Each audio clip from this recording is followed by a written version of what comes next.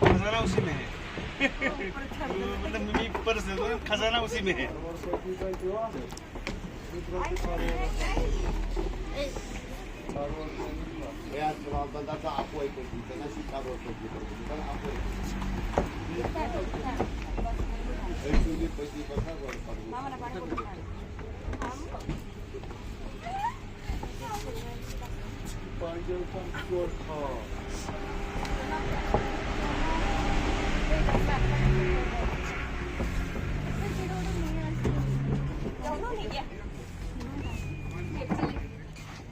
अरे शेटी जाने जा बैग धरो।